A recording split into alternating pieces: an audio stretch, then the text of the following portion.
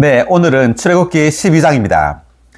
출애굽기 12장에서 우리는 6월절에 대한 묘사를 보는데 아주 생생하고 그리고 자세한 그러한 묘사입니다. 성경 전체에서 6월절에 관하여, 즉 그리스도의 죽음에 관하여, 그리스도의 죽음이 가져온 그 구속에 관하여 이렇게 생생하고 자세하게 묘사한 장은 없습니다. 출애굽기 12장에서 우리는 10가지 재앙의 제 마지막 재앙, 10번째 재앙인 장자, 즉 첫 번째 난 것이 죽음을 당하는 것에 대한 재앙에 대하여 이제 보게 될 텐데요. 출애굽기 12장에서 주님은 이 6월절을 사용해서 예수 그리스도의 구속에 관하여 우리에게 신성한 계시를 주고 있습니다. 아멘. 이날 이집트의 장자, 처음 난 것이 다 죽게 되는데 이집트인들은 실제로 죽어요. 장자가. 그렇지만 이스라엘 민족은 어린 양이 대신 죽습니다. 이것이 의미하는 것은 믿지 않는 이들은 그들이 실제로 그들 자신이 영원한 하나님의 심판, 영원한 멸망을 당하게 돼요. 하나님의 심판에 의해서. 그렇지만 믿는 이들은 예수 그리스도께서 대신 십자가에서 하나님의 심판을 받게 됩니다. 그러므로 우리 믿는 이들은 하나님의 심판에서부터 벗어날 수 있게 되죠. 이것에 대한 그림입니다. 9번째 재앙이 어둠이었죠. 이집트 온 땅에 짙은 어둠이 임했습니다. 이것은 또 다른 방면으로는 세상에 대한 하나님의 심판을 상징해요. 그 창세기 1장에 보면 어둠이 깊음 위에 있고 라고 나오는데 그 땅 위에 어둠이 이렇게 덮여 있었습니다. 이것은 하나님에 대한, 하나님이 이 그 우주에 대한 심판이었습니다. 특별히 사람이 살고 있는 이 지구, 이 땅에 대한 심판이었죠. 그래서 이 어둠은 하나님의 심판을 상징합니다. 마찬가지로 그 출애굽기에서 9번째 재앙인 이 어둠은 이집트 땅, 즉 세상에 대한 하나님의 심판을 상징하고 있고요. 오늘 보게 될 6월절, 이집트에 있는 모든 처음 난 것이 죽음을 당하는 것은 옛사람에 대한 심판이에요. 세상에 살고 있는 타락한 인류에 대한 하나님의 심판입니다. 그런데 다만 심판이 있을 뿐 아니라 심판을 피하는 길이 있어요. 피하는 길이 출애굽기 10장에 나오는데 이것은 바로 어린 양의 피입니다. 어린 양의 피를 집에 바름으로 그 집에 들어간 이스라엘 민족은 이 심판에서부터 벗어날 수 있게 됩니다. 아멘. 할렐루야. 자, 그러면 우리가 출애굽기 12장을 읽어가면서 한번 자세하게 설명해 보겠습니다. 1절. 여호와께서 이집트 땅에서 모세와 아론에게 말씀하셨다. 이 달이 너희에게 시작의 달, 곧 한 해의 첫째 달이 될 것이다. 이 달. 자, 이 달은 7월 달입니다. 7월 달인데 정확히는 7월 14일이에요. 7월 14일이 6월절 날입니다. 6월이라는 말이 영어로 패스오버입니다. 패스오버. 넘어가다. 하나님의 심판이 넘어가는 날이라는 뜻이에요. 6월절이란 말은. 자, 그런데 이 달이 시작의 달, 곧 한 해 첫째 달이 된다라는 말이 뭔지 한번 각주를 보면 2의 1번 각주 볼까요? 히브리인들에게는 두 가지 역법이 있었는데 하나는 민간 역법이었고 다른 하나는 하나님의 구원과 관련된 성스러운 역법이었다. 이것은 하나님의 백성에게 두 출생, 곧 두 시작이 있다는 사실과 부합하는데 그것은 육신적인 출생과 그에 따른 육신적인 시작, 그리고 영적인 출생과 그에 따른 영적인 시작이다. 이스라엘 자손을 위한 새로운 시작인 6월절은 성스러운 해의 첫째 달인 아빕월에 있었다. 네, 아빕월인데 6월절이 이제 시행된 달이 바로 아빕월이에요. 자, 아빕이라는 말의 뜻은 여기 보니까 어린 이삭 또는 새로운이라는 뜻을 가지고 있습니다. 아빕이라는 단어가. 이 6월절을 기점으로 이스라엘 민족은 이제 새로운 출생을 가지게 되었단 말이에요. 아멘. 우리로 말하면 우리에게는 육신적인 출생이 있죠. 우리의 육신적인 부모로부터 태어난 생일이 있어요. 또한 믿는 이들에게는 또 다른 출생이 있는데 바로 영적인 출생입니다.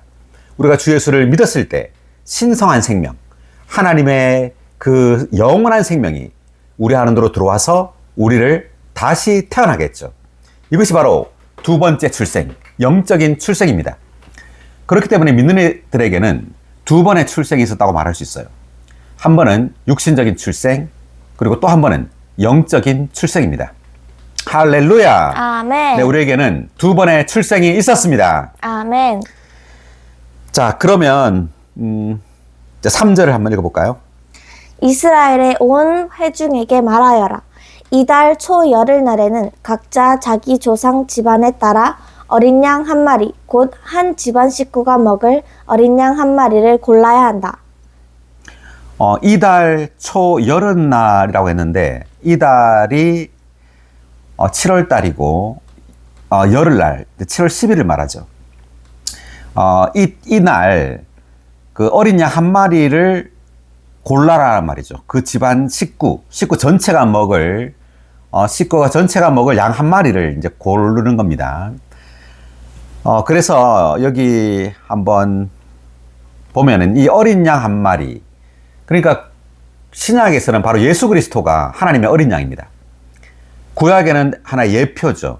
이 동물인 어린 양이 죽음으로 이 하나님의 심판을 넘어갔다면, 신약에서는 하나님의 어린 양이신 예수 그리스도께서 십자가에 못 박혀 죽으심으로 우리의 죄가 용서함을 받음으로 하나님의 심판이 넘어간 거예요.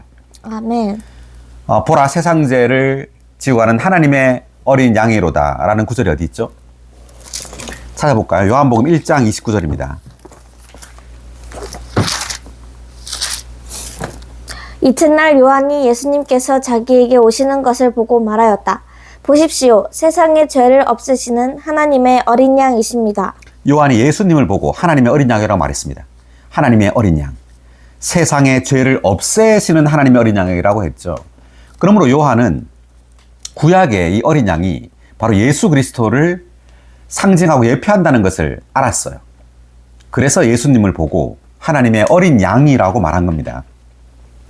자, 또 하나는 고린도 전서 5장 7절입니다.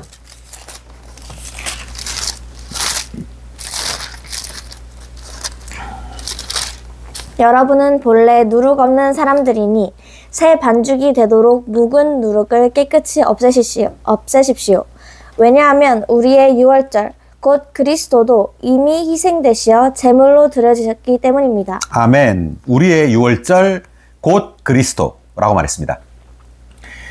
구약의 이 유월절 어린 양이 그리스도를 상징할 뿐만 아니라 유월절 전체가 그리스도를 상징한다는 것을 여기서 말해주고 있습니다.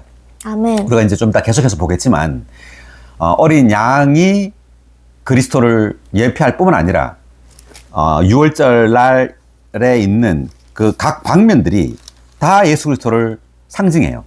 아멘. 뭐 무교병, 쓴나물, 그리고 머리, 다리, 내장, 어쨌든 여기에 있는 유월절에 있는 각 방면들이 예수 그리스도를 예표하는 겁니다. 그래서 바울은 우리의 유월절 곧 그리스도라고 말을 했습니다. 그 7의 2번 고린도전서 방금 읽었던 5장 7절의 2번 각주 유월절 곧 그리스도에 대한 각주 읽어볼까요? 이것은 사도가 믿는 이들을 하나님께서 선택하신 백성으로 곧 출애굽기 12장에 예표된 유월절을 지켰던 백성으로 생각했다는 것을 가리킨다. 이 유월절에서 그리스도는 유월절 어린 양이실 뿐 아니라 유월절 그 자체이시다. 네, 유월절 어린 양이실 뿐 아니라 유월절 그 자체다 이 말이죠. 예수 그리스도가. 그분은 우리가 구속받고 하나님과 화목하게 될 수 있도록 십자가에서 희생되시어 우리의 유월절이 되셨다. 그러므로 우리는 하나님 앞에서 그분을 잔치로 누릴 수 있다. 이 잔치에는 어떤 누룩도 허용되지 않는다. 구속하시는 그리스도와 죄는 함께할 수 없다. 네, 어떤 누룩도 허용되지 않는다. 그 무교병을 일주일 동안 먹는 무교절이 나오는데 이 무교절이라는 것이, 무교병이라는 것이 누룩이 없는 떡이에요. 성경에서 누룩은 죄를 말하고 누룩이 없는 떡이라는 것은 죄가 없는 생명이신 그리스도를 상징합니다. 그러므로 우리가 매일매일 그리스도를 누린다는 것은 죄가 없는 생명이신 그리스도를 누리는 거예요. 아멘. 네, 우리가 죄를 범하지 않으려면 어떻게 해야 되죠? 그리스도를 누려야 합니다. 네, 그리스도를 누려야 됩니다. 죄 없는 생명이신 그리스도를 우리는 매일매일 누려야 합니다. 아멘. 할렐루야. 자, 그 다음에 예, 다시 돌아와서 보겠습니다.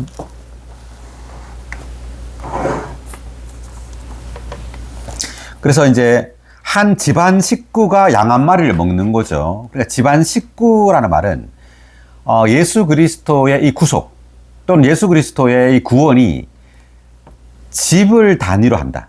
즉 내가 예수 그리스도를 믿잖아요. 제가 믿으면 하나님께서 원하시는 것은 우리 가족이 다 구원을 얻기를 원하는 거예요. 그래서 한 집안 식구를 단위로 지금 이렇게 말하고 있는 겁니다. 이 출애굽기에서 한 집안 식구가 한 마리 양을 먹는 거죠. 그러니까 우리가 예수 그리스도를 그 집안 식구 중에 한 명이 믿는다면 하나님께서는 그 집안 식구 전체가 구원을 얻기를 원한다는 거예요. 아멘. 자, 사도행전 16장 31절을 보면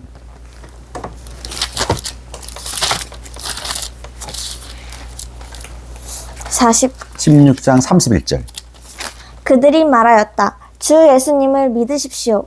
그러면 그대와 그대의 집안 식구가 구원을 받을 것입니다. 네, 그대와 그대의 집안 식구가 구원을 받을 것입니다. 그러니까 당신이 주 예수를 믿으면 그대뿐만 아니라 그대의 집안 식구가 구원을 받는다는 거죠.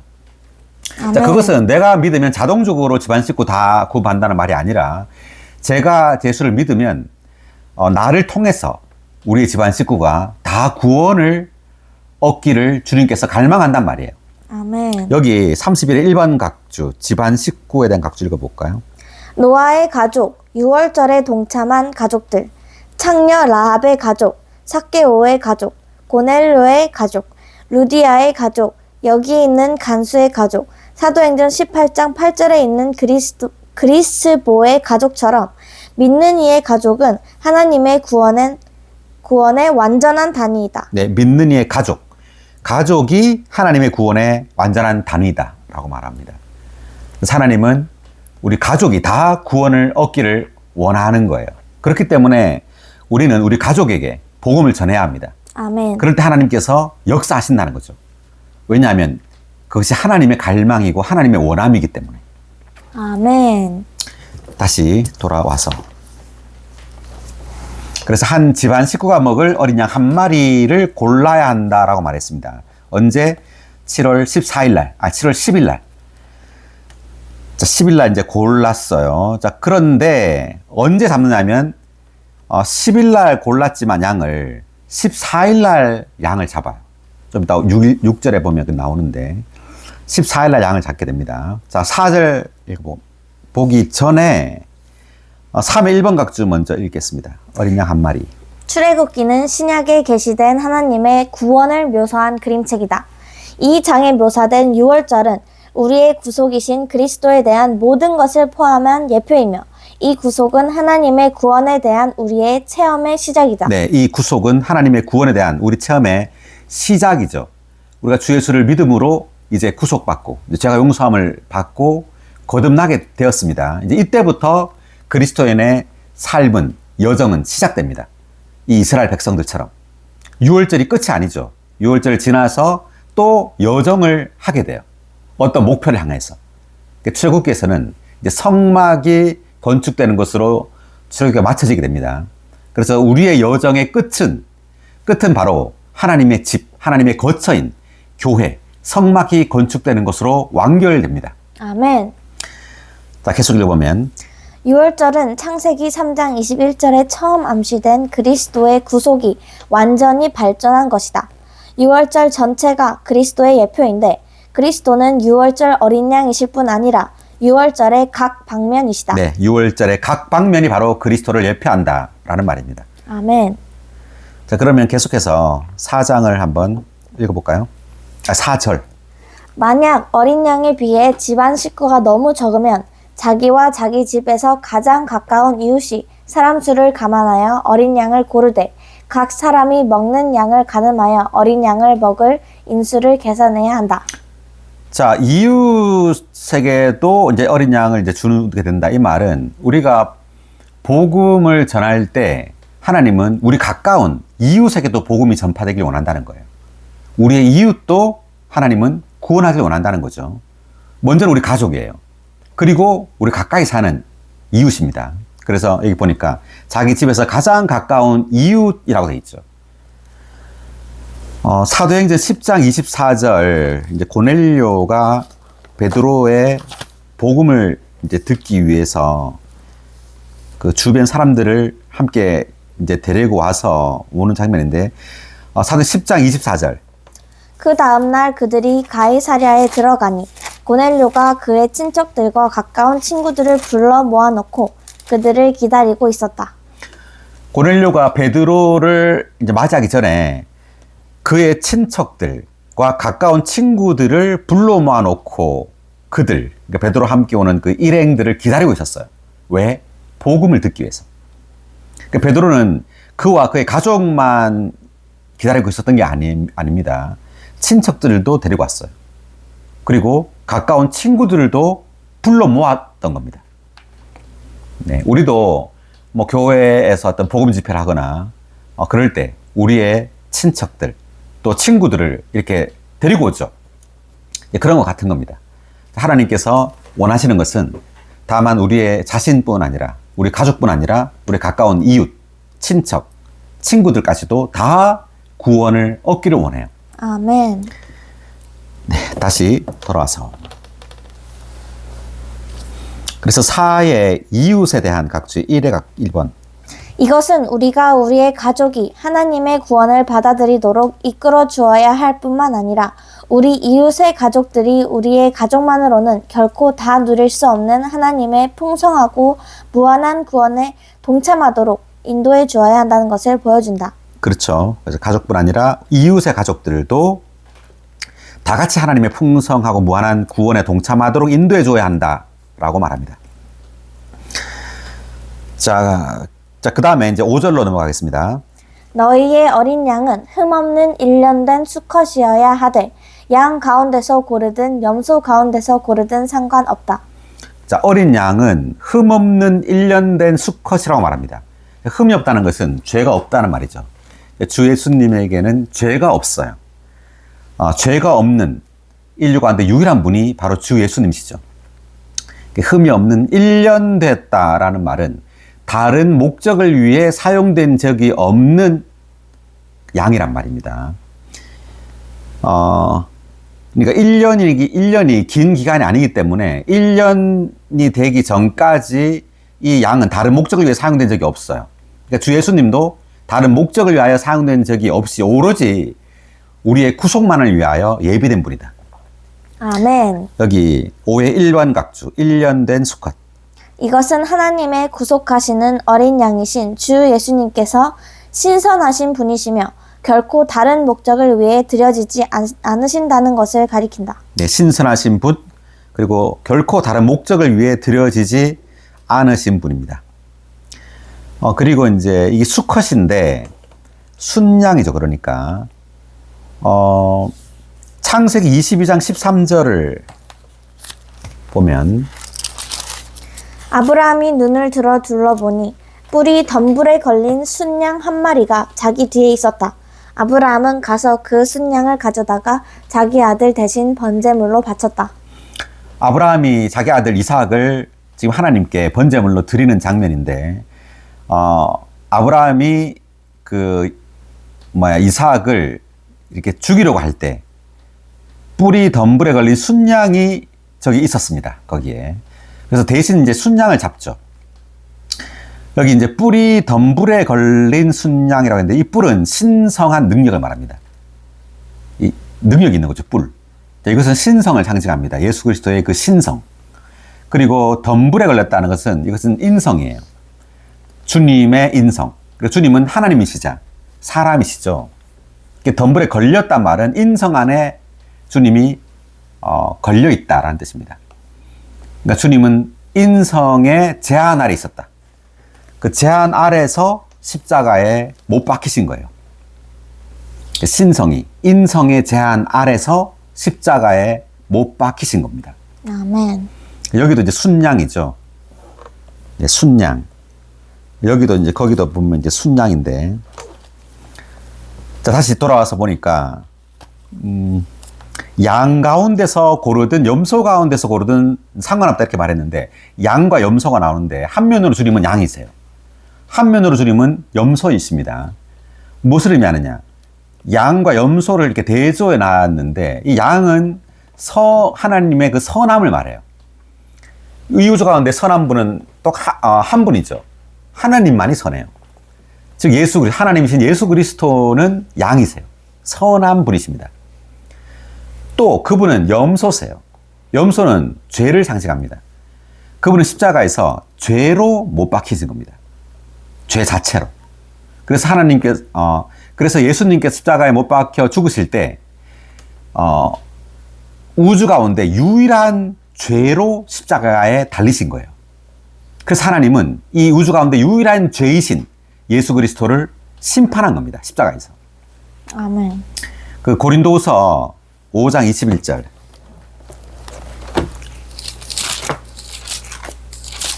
하나님께서 죄를 알지도 못하신 분을 우리 대신 죄가 되게 하신 것은 우리가 그분 안에서 하나님의 의가 되도록 하시라는 것입니다. 아멘. 할렐루야. 죄를 알지도 못하신 분, 예수님입니다. 예수님이시죠. 우리 대신 죄가 되게 하셨다 이렇게 말합니다. 그것은 목적은 뭐냐면 우리가 그분 안에서 하나님의 의가 되도록 하시려는 것이다. 예수 그리스도께서 죄가 되심으로 우리가 하나님의 의가 된 거예요. 아멘. 놀랍습니다. 자, 21의 2번 각주, 죄가 되겠다. 죄는 하나님께 반역한 사탄에게서 왔다. 악한 자에게서 나온 이 죄는 사람 안으로 들어가 사람을 하나님의 심판 아래 있는 죄인이 되게 했을 뿐 아니라 죄 자체가 되게 했다. 네, 사람을 죄인이 되게 했을 뿐 아니라 죄 자체가 되게 했습니다. 죄가 이제 사탄인데 사탄이 죄로서 사람 안으로 들어옴으로 사람은 죄인이 되었죠.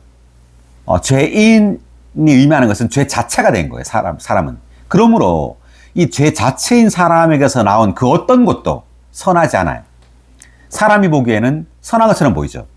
우리가 누구를 사랑한다거나 또 우리가 겸손하다거나 이러한 것이 선한 것처럼 보여요. 그렇지만 하나님 볼 때는 다 이것은 악한 거예요. 왜? 죄에서 나왔기 때문에. 아멘. 네. 그래서 우리는 우리의 선함이나 우리의 사랑이나 우리의 겸손이나 이러한 것들을 의지해서는 안 됩니다. 우리는 오직 선한 분은 하나님이시죠. 네, 하나님을 접촉하고 하나님을 살아내야 돼요. 그분만이 사랑이요. 그분이 겸손입니다. 아멘. 계속 읽어볼까요? 그러므로 그리스도께서 육체를 지닌 한 사람이 되시어 우리 대신 죄가 되시고 하나님께 심판받으신 것은 우리가 그분 안에서 하나님의 의가 되도록 하시려는 것이었다. 할렐루야. 네, 주님은 십자가에서 죄로서 하나님의 심판을 받았죠. 그리고 부활하셔서 이제 생명 주시는 영이 되셨습니다. 아멘. 자, 이 영이 바로 의예요. 하나님의 의신 그리스도입니다. 하나님의 의신 그리스도가 믿음을 통하여 우리 안으로 흘러 들어왔습니다. 아멘. 네, 그래서 우리는 이제 하나님의 의가 된 거예요. 즉, 우리 안에 계신 그 그리스도가 우리의 의가 되는 겁니다. 아멘. 놀랍습니다. 자, 그 다음 다시 돌아와서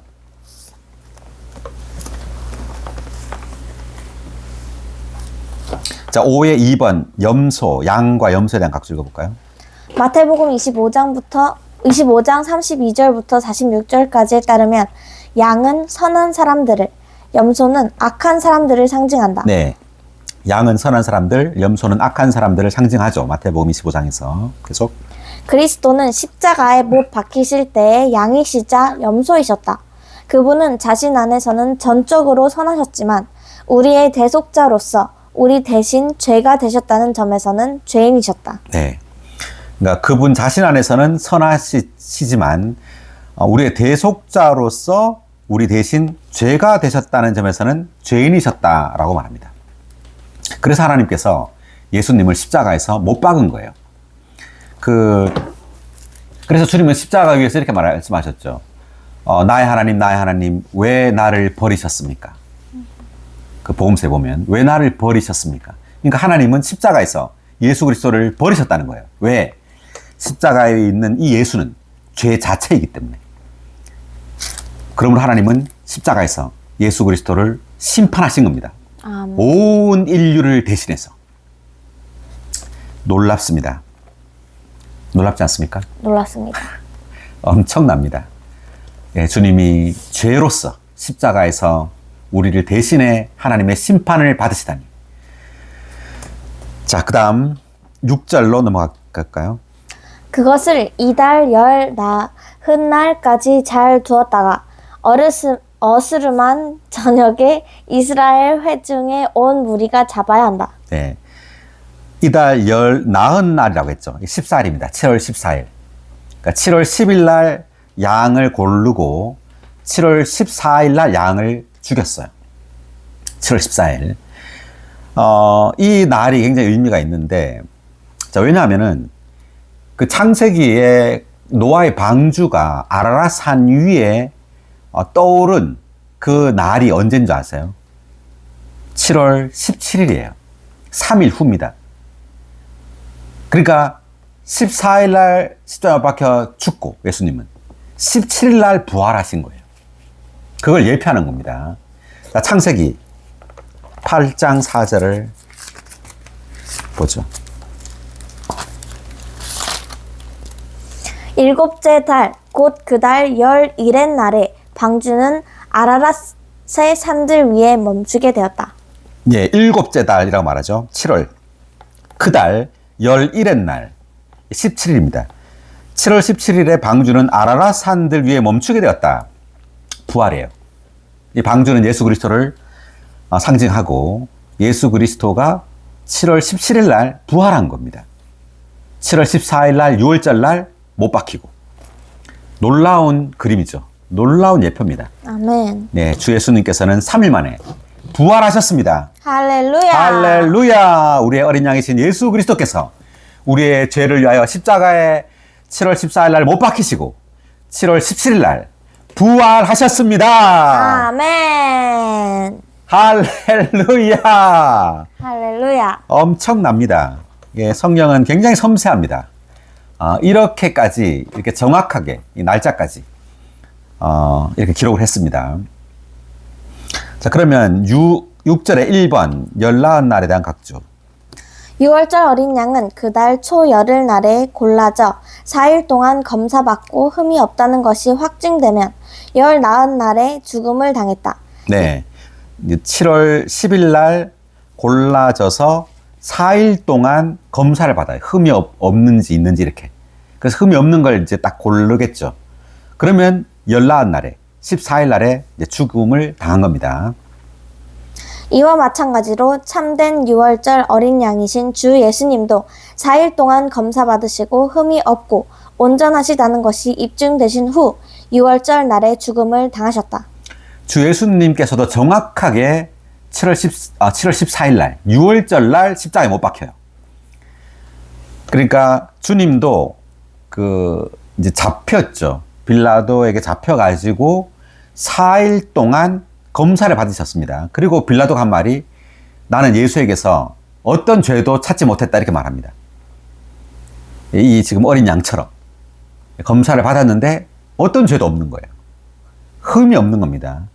그리고 난 다음에 주님은 6월절 날에 십자가에 못 박혀 죽으셨습니다. 아멘. 계속 읽어보면 성경에서 7일은 완성의 기간을 상징하며 한 주의 끝은 생명의 끝을 의미한다. 6월절 어린 양이 온전한 두 주의 끝인 그 달 열 나흔 날에 죽음을 당했다는 사실은 그리스도의 죽음이 우리의 옛 생명의 모든 역사를 끝냈다는 것을 상징한다. 14, 7이라는 숫자는 여기 보니까 시간의 완성입니다. 주님께서 창세기 보면 7일 동안 창조일을 하셨죠. 이것은 7이라는 숫자가 시간의 완성을 의미합니다. 그런데 14일이라는 것은 두 주죠. 이 두 주라는 것은 2라는 숫자는 증거의 숫자예요. 확실하다는 말이죠. 증인이 한 명이면 불확실해요. 그게 사실인지 아닌지. 근데 두 사람이 똑같은 말을 하면 확실한 거죠. 그래서 14일 날 못 박겠다는 것은 주님께서 십자가의 이 죽음이 구속을 완전히 성취했다는 것을 의미합니다. 옛사람의 모든 역사를 완전히 끝냈다라는 것을 증거하는 거예요. 확실하게 끝냈다는 것을 말하는 겁니다. 이 두 주라는 것은, 14일이라는 것은. 아멘. 그래서 여기 보니까 그리스도의 죽음이 우리의 옛 생명의 모든 역사를 끝냈다는 것을 상징한다. 아멘. 할렐루야. 예, 그래서 우리 옛 생명을 끝냈다 이 말은 이제 우리가 죄인이 되었잖아요. 그러니까 예수님께서 십자가에서 그분이 대신 죽음으로 우리의 옛 생명이 끝났다는 말이에요.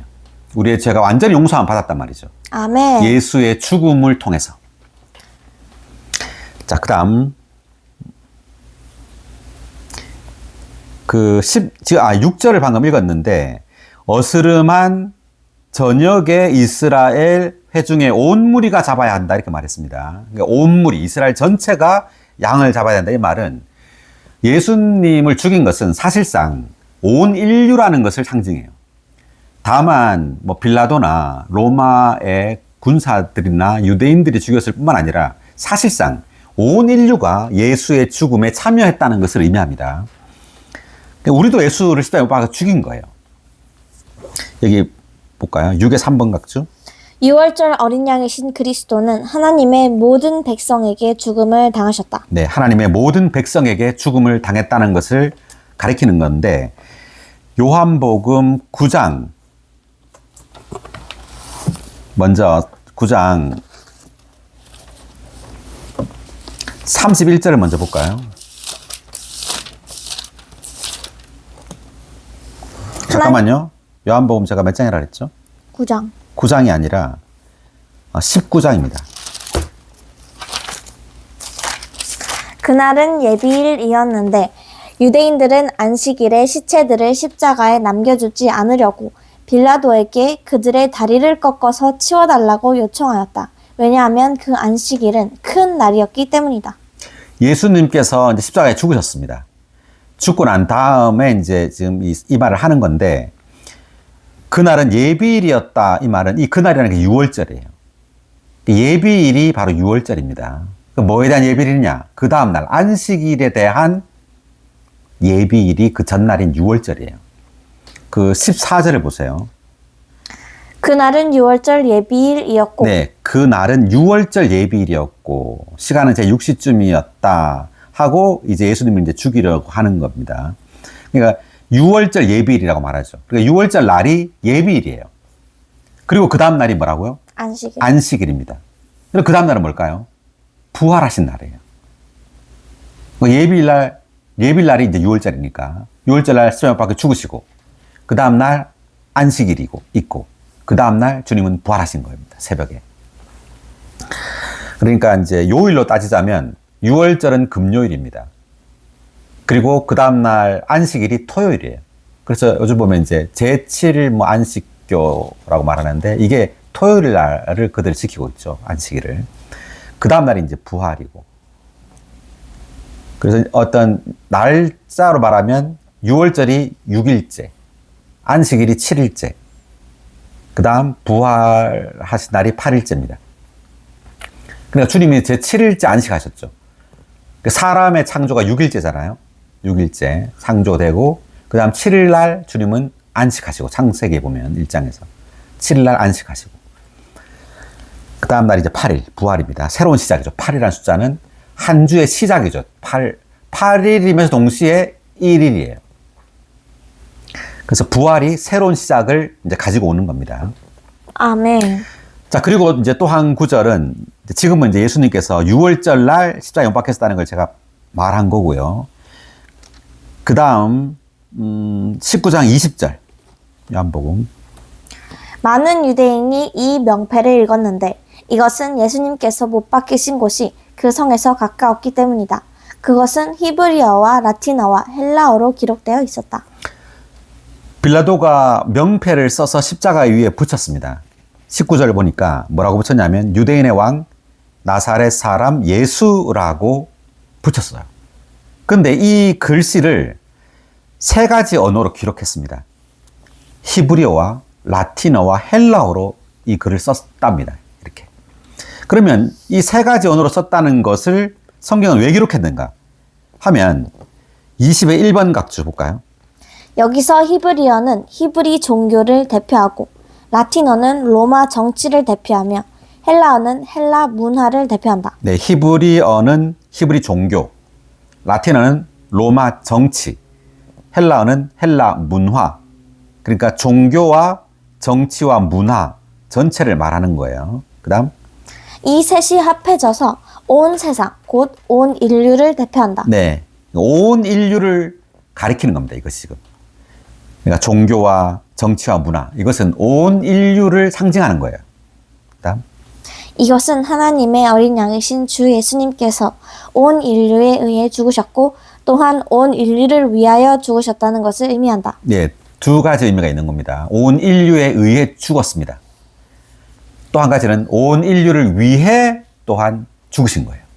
아멘. 할렐루야. 돌아와서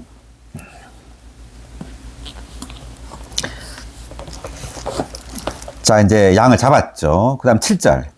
그리고 그 피 얼마를 가져다가 양을 먹을 사람들이 있는 집의 두 문설주와 상인방에 발라야 한다. 다만 어린 양을 죽이기만 하면 끝나는 것이 아니라 피를 발라야 돼요.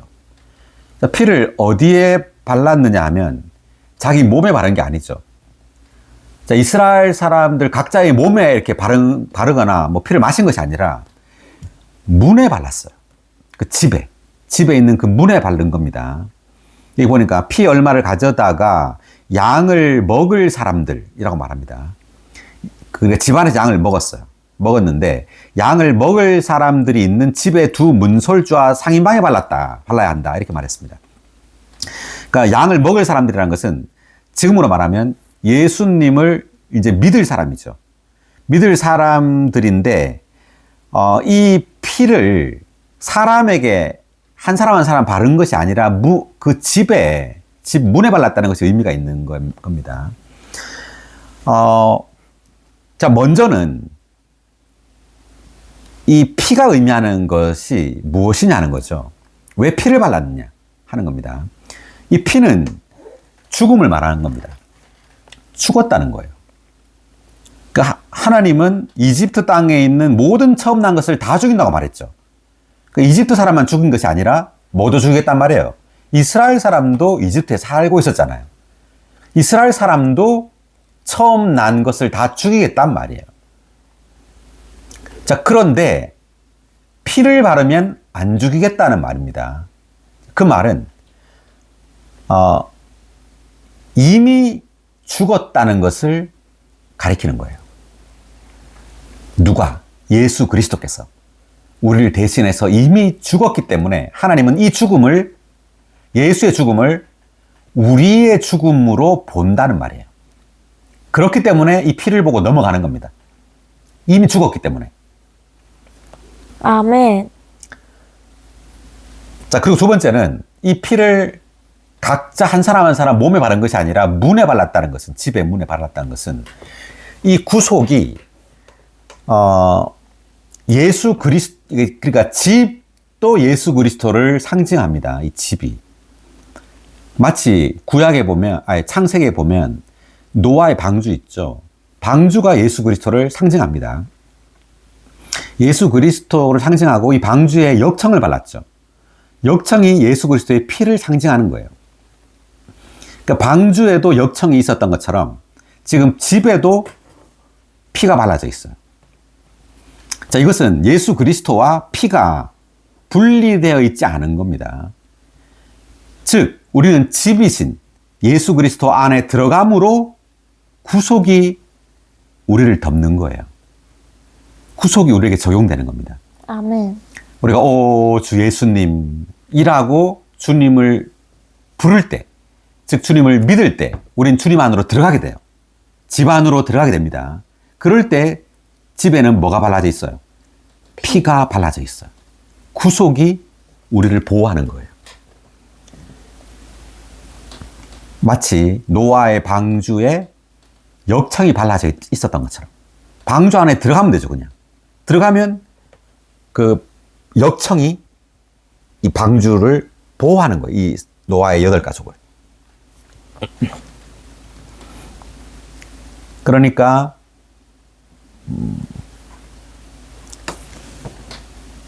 다만 우리는 죄 용서함을 받고 그리스도 안에는 없고 이럴 수가 없다는 거죠.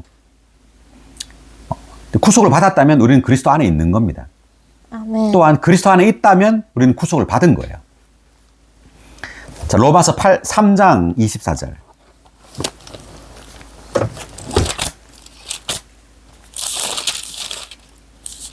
의롭다고 3장? 3장 24절. 그리스도 예수님 안에 있는 구속을 통하여 하나님의 은혜로 거저 의롭게 됩니다. 아멘. 다시 한번. 그리스도 예수님 안에 있는 구속을 통하여 하나님의 은혜로 거저 의롭게 됩니다. 아멘. 자, 이 구속이 어디 안에 있다고요? 그리스도 예수님. 예, 그리스도 예수님 안에 있는 구속이라고 말하죠. 그리고 구속은 그리스도 예수님 안에 있어요.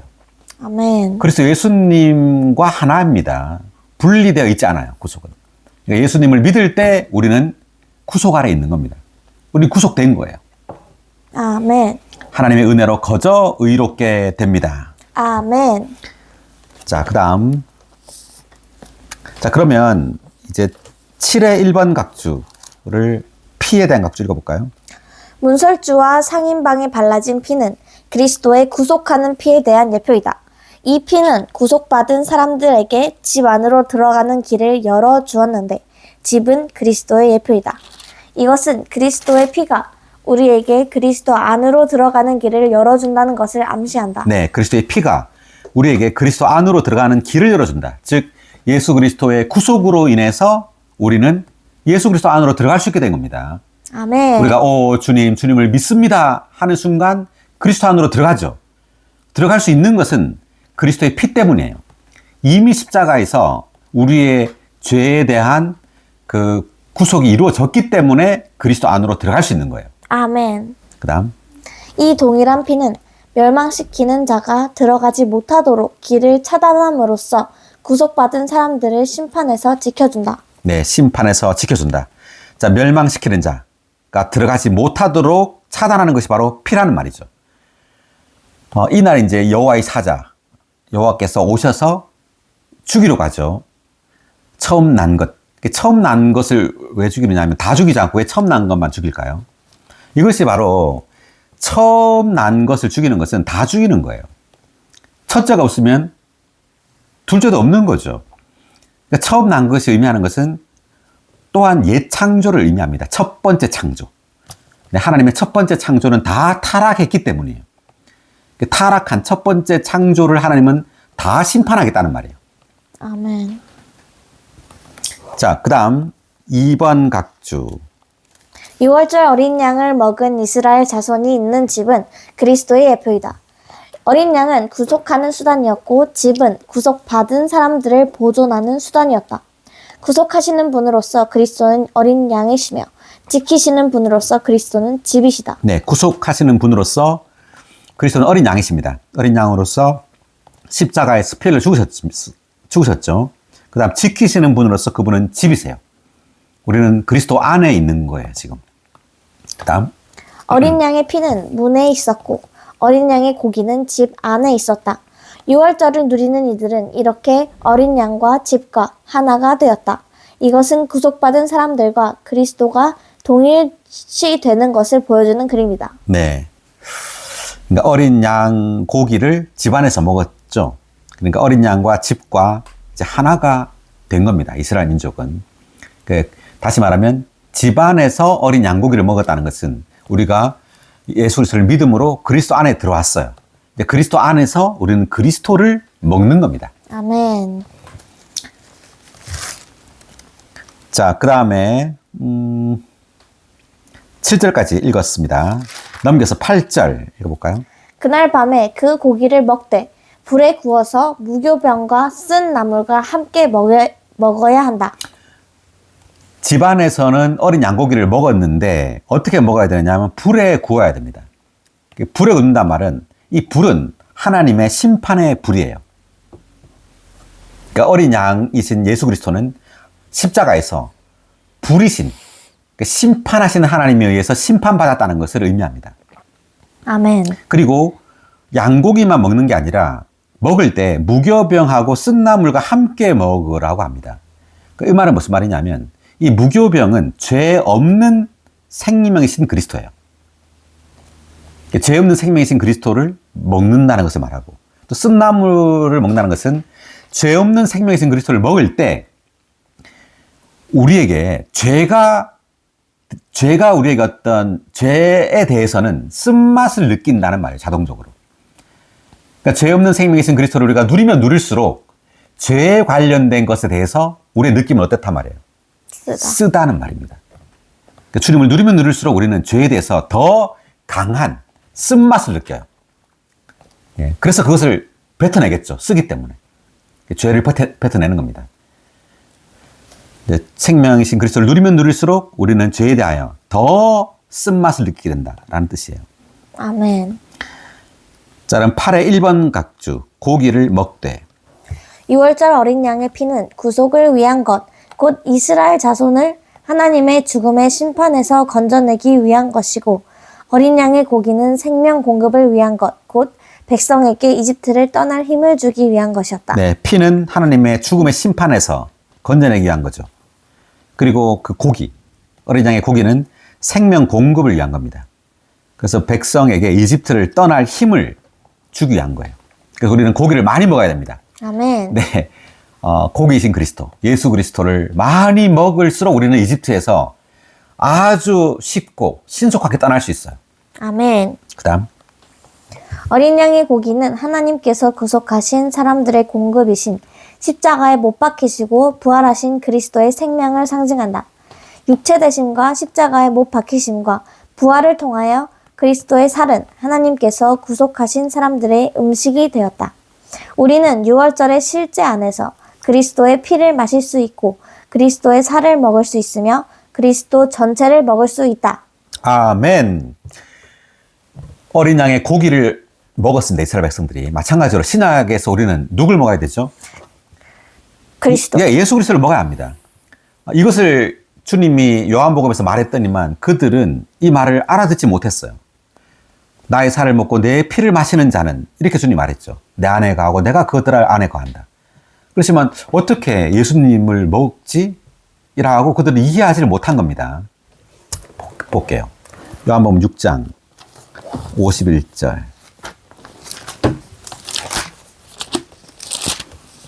자, 51절부터 쭉 한번 계속 읽어볼까요? 나는 하늘에서 내려온 살아있는 떡이니 누구든지 이 떡을 먹으면 영원히 살 것입니다. 내가 줄 떡은 곧 내 살인데 세상의 생명을 위하여 주는 것입니다. 예, 내가 줄 떡은 곧 내 살이다, 이렇게 말하죠. 계속. 그러자 유대인들이 어떻게 이 사람이 자기 살을 우리에게 주어 먹게 할 수 있겠습니까? 라고 하며 서로 논쟁하니. 네, 어떻게 이 사람이 자기 살을 우리에게 준단 말인가. 그죠? 그러니까 계속. 예수님께서 그들에게 말씀하셨다. 내가 진실로 진실로 여러분에게 말합니다. 여러분이 사람의 아들의 살을 먹지 않고 그의 피를 마시지 않는다면 여러분 속에 생명이 없습니다. 네. 여러분이 사람의 아들의 살을 먹지 않고 그 피를 마시지 않는다면 여러분 속에 생명이 없습니다. 라고 말하죠. 굉장히 어려운 말이에요. 이들에게 있어서. 그러니까 오히려 구약의 모세 율법을 지키라고 하면 이해가죠. 율법을 지키십시오. 도둑질하지 마십시오. 부모를 공경하십시오. 뭐 간음하지 마십시오. 이렇게 하면 이해가 가는데 예수님은 지금 이상한 말을 하고 있는 겁니다. 내 살을 먹으라 그러고 자기 피를 마시라 그러죠. 그 다음. 내 살을 먹고 내 피를 마시는 사람은 영원한 생명을 얻었고 내가 마지막 날에 그를 살릴 것입니다. 네, 내 살을 먹고 내 피를 마시는 사람은 영원한 생명을 얻었고, 그러니까 영원한 생명을 얻으려면 어떻게 된단 말이에요? 주님의 살을 먹고 주님의 피를 마셔야 된단 말이죠. 율법을 지키는 것이 아니라. 그러니까 전혀 엉뚱한 말. 율법을 지킴으로 영원한 생명을 얻는 것이 아니라 주님의 살을 먹고 주님의 피를 마셔야 영원한 생명을 얻는다고 말하고 있어요. 계속해서. 그 다음 55절. 왜냐하면 내 살은 참된 양식이요 내 피는 참된 음료이기 때문입니다. 내 살을 먹고 내 피를 마시는 사람은 내 안에 거하고 나도 그 사람 안에 거합니다. 살아계신 아버지께서 나를 보내셔서 내가 아버지로 말미암아 사는 것 같이 나를 먹는 그 사람도 나로 말미암아 살 것입니다. 네, 나를 먹는 그 사람도라고 말하죠. 다시 말하면 예수님을 믿는 것이 곧 예수님을 먹는 것이란 말이에요. 우리는 주님을 믿는 것이 객관적으로 바깥에 있는 어떤 대상을 믿는 것이 아니라 믿는 것은 먹는 거예요. 내 안으로 받아들이는 겁니다. 주 예수님을 내 존재 안으로 받아들이는 것이 바로 믿는 거예요. 아멘. 우리는 이것을 잘 이해해야 합니다. 신약에 계시는 주님 자신이 생명 주시는 영으로 사람 안으로 실제로 흘러 들어와야 합니다. 그래서 우리는 반드시 성경을 읽든 찬송을 하든 또 교통을 하든 반드시 우리의 영을 사용해야 합니다. 아멘. 우리 영을 사용해서 그 영이신 그리스도를 접촉하고 그 영이신 그리스도를 마셔야 돼요. 아멘. 네, 계속 읽어보면 이것은 하늘에서 내려온 떡입니다. 조상들이 먹고도 죽은 그런 것과 같지 않습니다. 이 떡을 먹는 사람은 영원히 살 것입니다. 아멘. 이 떡을 먹는 사람은 아멘. 영원히 살 것입니다. 아멘. 율법을 지키는 사람이 영원히 사는 것이 아니라 이제 율법의 그 실제이신 그 십계명의 실제이신 예수 그리스도가 생명의 떡으로 오셨어요. 이제 그분은 죽고 부활해서 생명 주시는 영이 되신 겁니다. 아멘. 이제 우리는 주님을 먹어야 합니다. 아멘. 우리의 영을 사용해서 우리 존재 깊은 곳을 사용해서 우리 주님을 접촉하고 먹고 마셔야 합니다. 아멘. 네, 계속. 이러한 말씀들은 예수님께서 가버나움에서 가르치실 때 회당에서 하신 것이다. 그러자 제자들 중 많은 사람이 듣고 이 말씀은 어렵습니다. 누가 알아들을 수 있겠습니까? 라고 하니. 네, 이 말씀은 어렵다 그러죠. 자기 살을 먹고 자기 피를 마시라고 하니까. 이 말씀은 어렵습니다. 누가 알아들을 수 있겠습니까? 라고 말합니다. 오늘날도 마찬가지예요. 주님을 먹는다라고 말하면 어려워하죠. 도대체 무슨 말이냐? 이 당시와 똑같은 겁니다. 자, 그런데 우리가 어떻게 주님을 먹을 수 있죠? 주님께서 생명 주시는 영이 되셨기 때문이에요. 우리가 그분의 육체를 먹는 게 아니죠. 자, 그래서 주님께서 63절에서 뭐라고 하시느냐면 생명을 주시는 분은 그 영이십니다. 육체는 무익합니다.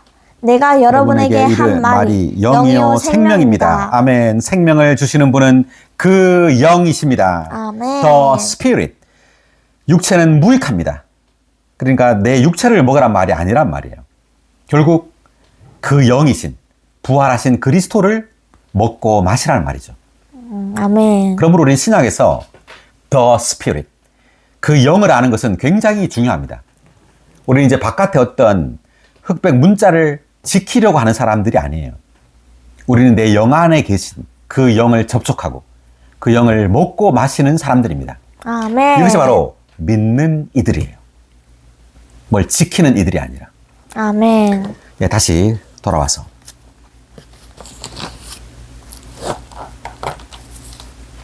자, 8의 1번 각주까지 읽었고요. 그 다음 8의 2번 각주, 무교병과 쓴 나물에 대한 각주 읽어볼까요?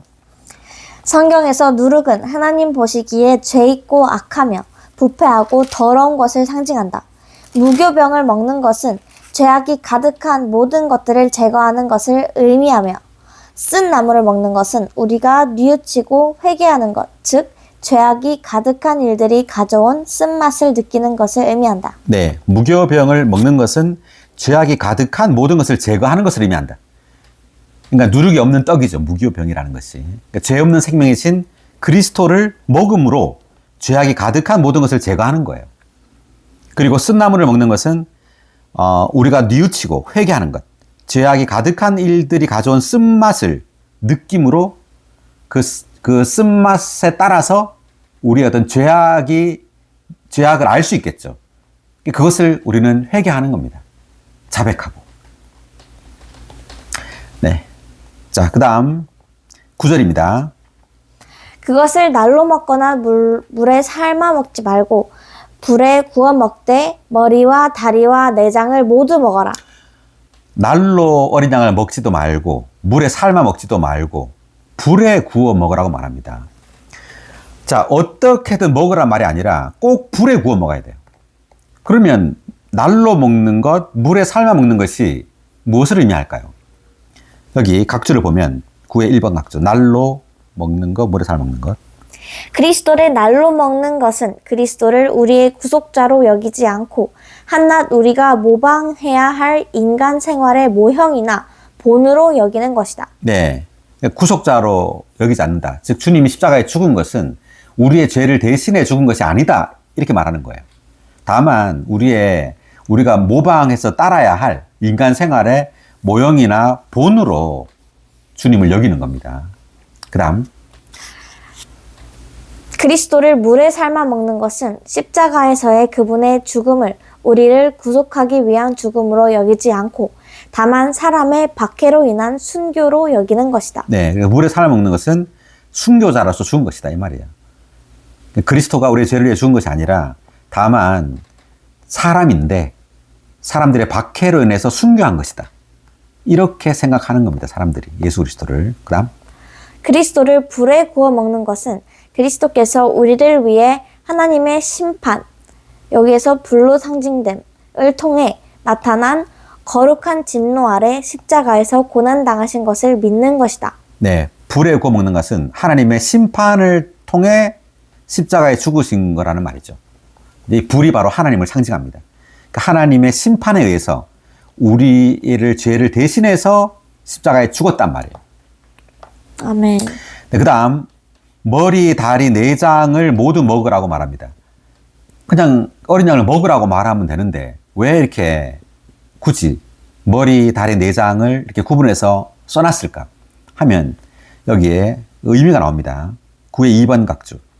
어린 양의 머리는 그리스도의 지혜를 상징하고 다리는 그리스도의 행동과 움직임을 상징하며 내장은 생각과 감정과 의지와 마음과 그 모든 기능을 포함하고 있는 그리스도의 존재의 속부분들을 상징한다. 네, 세 가지 있죠. 머리.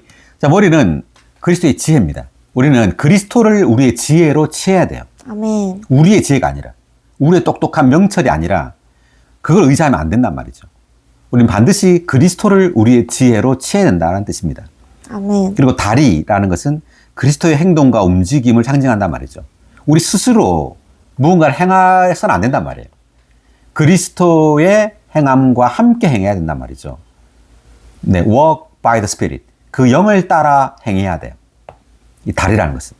아멘. 네, 우리 스스로, 우리가 생각해 옳은 대로 우리 마음대로 행하는 것이 아니라 그것이 영적인 것이라고 해서, 옳은 것이라고 해서 그것을 따라 행하는 것이 아니라 그 영을 따라서, 그리스도를 따라서 행하고 움직이란 말입니다. 아멘. 그 다음 내장은 속부분이죠. 우리의 생각, 감정, 의지와 마음, 이 모든 그분의 그 속부분들을 따라서 생각하고 느끼고 의지하고 하란 말이에요.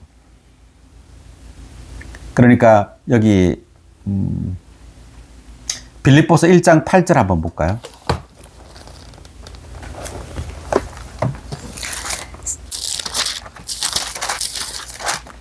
왜냐하면 내가 그리스도 예수님의 속부분들로 여러분 모두를 얼마나 그리워하는지에 대해 하나님께서 나의 증인이 되시기 때문입니다. 이제 바울이 썼는데 그리스도 예수님의 속부분들로 여러분을 얼마나 그리워하는지라고 말했죠. 그냥 바울 자신이 다만 그리워하는 게 아니에요. 예수 그리스도의 속부분들로 여러분 모두를 그리워하는 겁니다.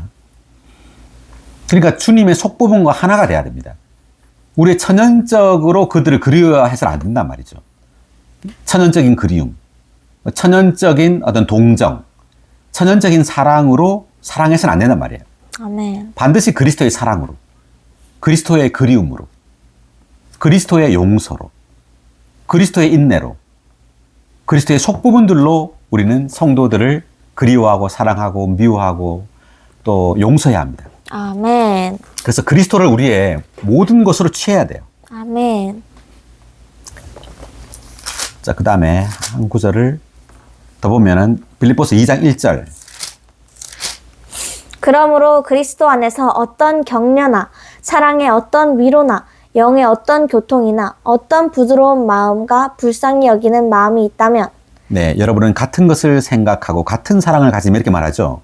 그러니까 여기에서 그리스도 안에서 어떤 격려, 사랑의 어떤 위로, 영의 어떤 교통, 부드러운 마음, 불쌍히 여기는 마음, 자, 이런 것들은 다 그리스도 안에서 이러한 마음들이 있어야 된단 말이에요. 그리스도와 하나 되어서 이러한 내적인 속부분들과 하나 된단 말이죠. 그러한 것을 가지고 같은 것을 생각하란 말이에요. 같은 사랑을 하란 말이죠. 혼 안에서 연결되란 말이에요. 어디 안에서? 그리스도의 속부분들 안에서. 나 스스로 같은 걸 생각하려고 하지 말고, 같아지려고 획일화하지 말고. 우리는 같아지려고 외적인 것을 획일화하려고 자꾸 하죠. 바깥의 것들을 자꾸 같게 만들려고 합니다. 그러면 그럴수록 종교가 돼버려요. 조직이 돼버리고. 그렇게 할수록 우리 내적인 어떤 그러한 것들을 잃어버리게 됩니다. 다 외적인 게 돼버려요. 형식이 돼버리고. 우리는 갈수록 내적인 주님, 내적인 주님의 속부분과 하나가 돼야 돼요. 아멘. 자, 다시 다 읽었나? 아니죠. 계속 읽어보면 9의 2번 각주 그리스도의 존재 속부분들을 상징한다까지 읽었죠. 6월절 어린 양을 먹되 그 머리와 다리와 내장을 모두 먹는 것은 그리스도 전체를 받아들이는 것, 즉 그분의 지혜와 행동과 움직임과 속부분들을 모두 받아들이는 것을 상징한다. 아멘. 네, 우리는 그리스도를 이렇게 머리와 다리와 내장으로 다 취해야 합니다. 아멘. 자, 그 다음 10절 읽어보면 그 어느 것도 아침까지 남겨두어서는 안 되나 아침까지 남아있는 것이 있으면 불태워야 한다. 어린 양을 먹는데 아침까지 남겨두지 말라는 것은 싹 다 맛있게 다 비우라는 이런 의미가 아니라 모든 부분을 먹으란 말이에요. 그 구절에 있는 것처럼. 그래서 아침까지 남아있는 것이 있으면 불태운다는 말이 남아있으면 안 된단 말이죠. 그리스도 전체를 먹으란 말입니다. 우리가 말씀을 선택적으로 취하면 안 됩니다. 모든 말씀을 다 취해야 돼요. 골고루. 그리스도를 우리의 각 부분으로 취해야 합니다. 내가 좋아하는 것만 취하지 말고 하나님의 말씀의 좋은 부분만을 취하는 것이 아니라 우리는 성경 말씀의 모든 부분들이 우리의 생활에서 또 우리의 표현에서 다 나타날 수 있어야 합니다. 아멘. 여기 10의 1번 각주 볼까요?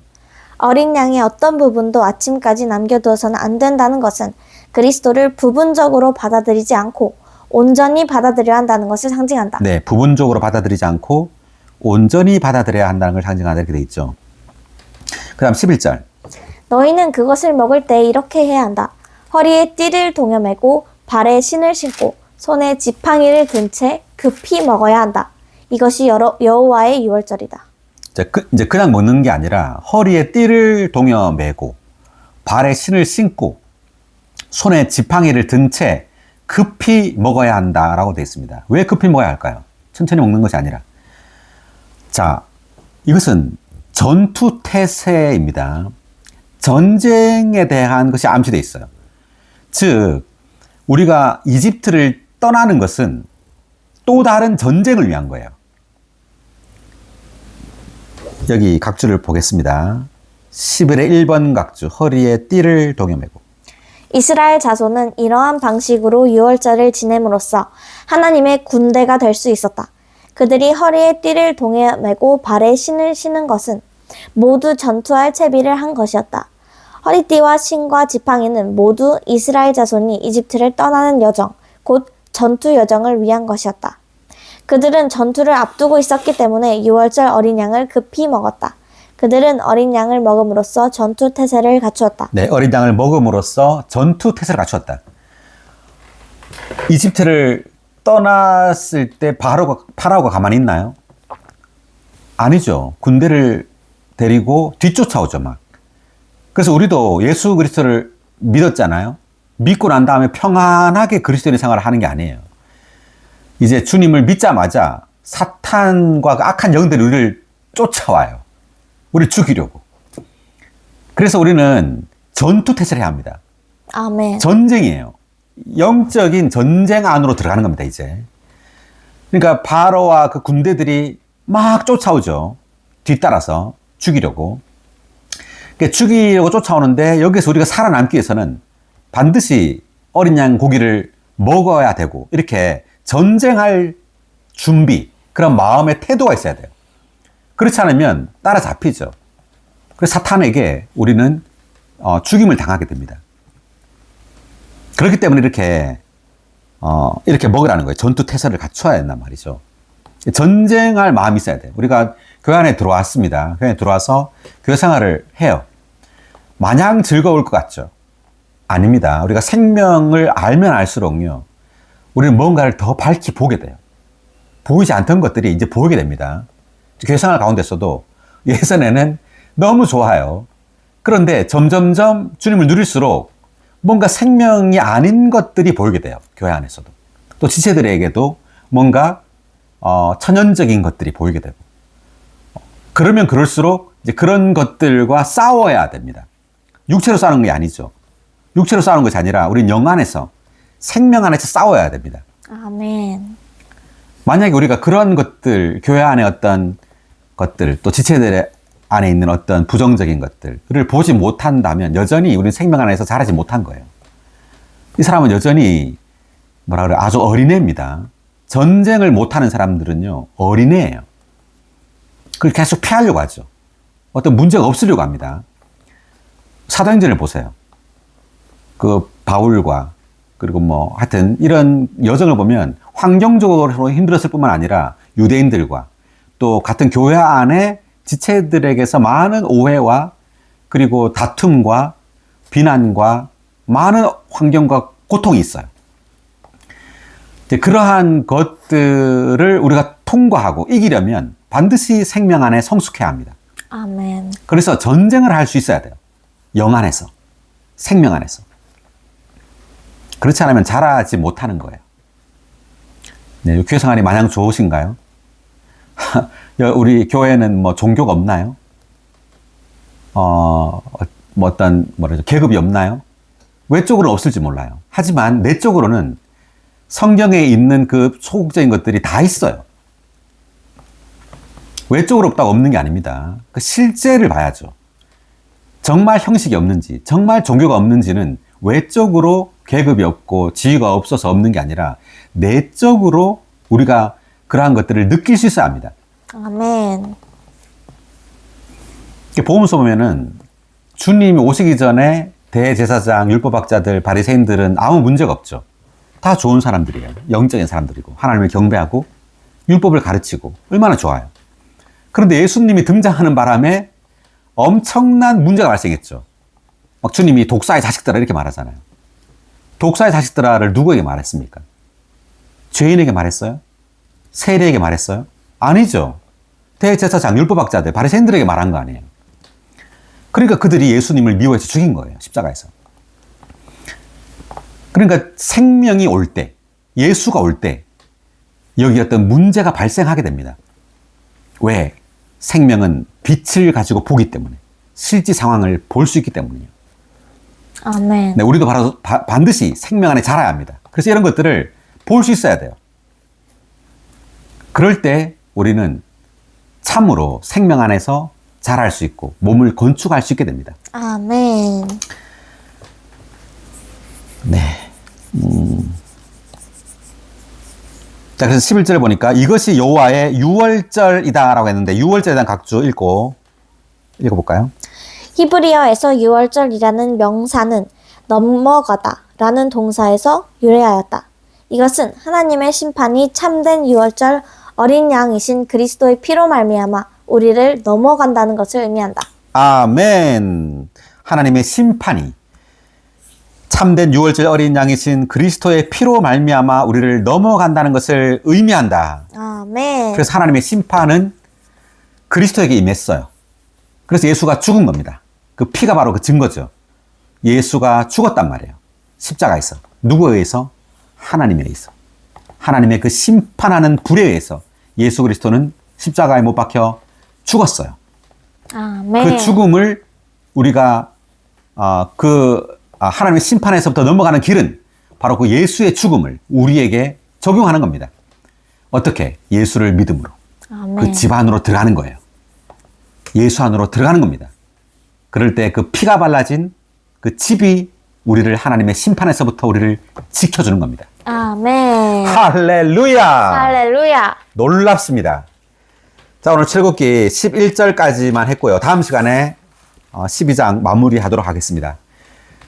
네, 수고하셨습니다.